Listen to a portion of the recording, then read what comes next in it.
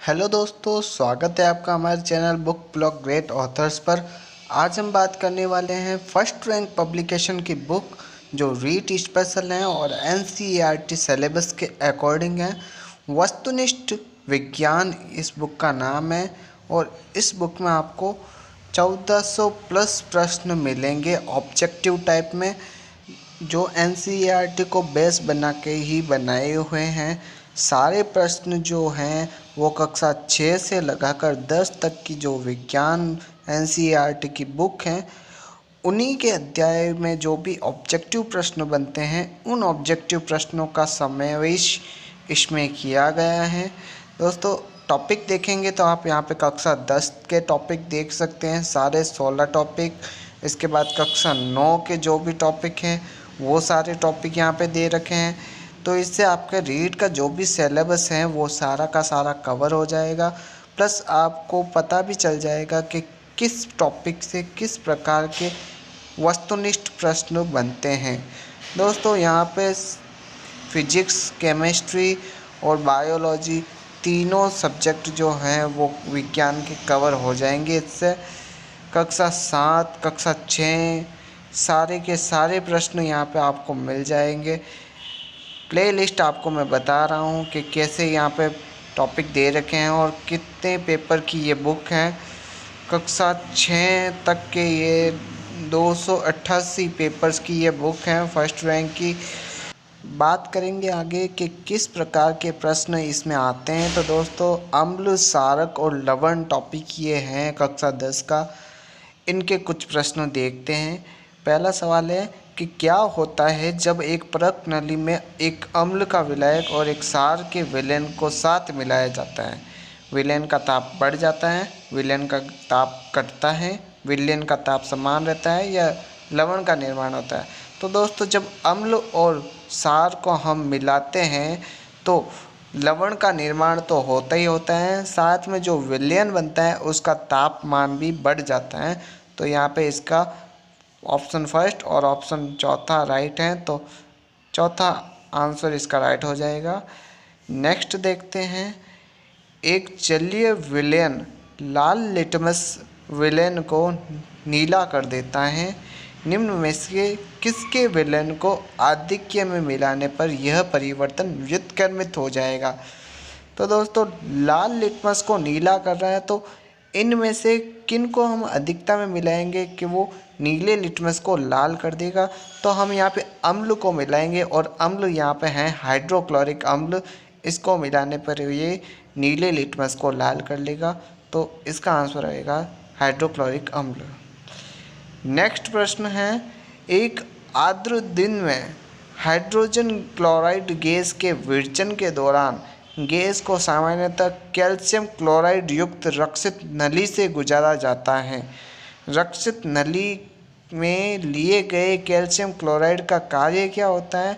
तो दोस्तों, एक आर्द्र दिन जो होता है उसमें उस नली का कार्य ये होता है कि जो भी गैस में नमी है उसको वो अवशोषित कर लेती हैं।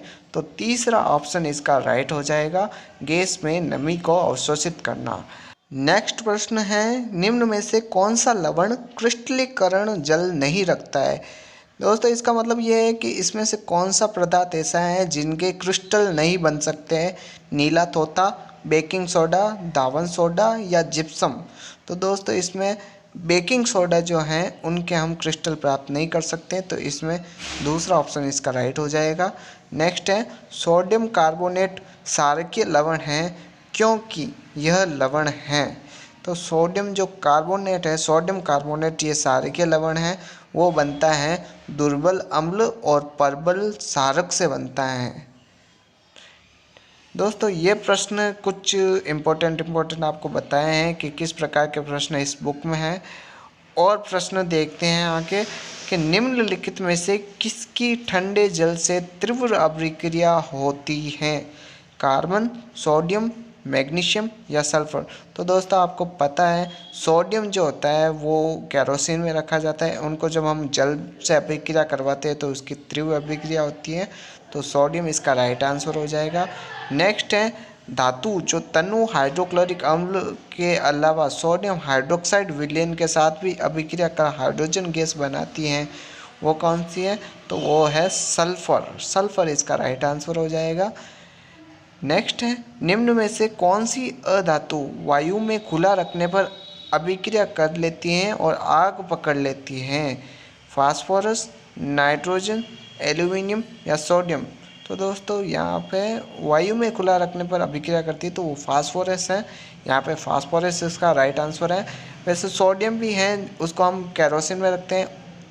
वायु की उपस्थिति में सोडियम भी आग पकड़ लेता है, परंतु यहाँ पे फास्फोरस को राइट आंसर माना गया है।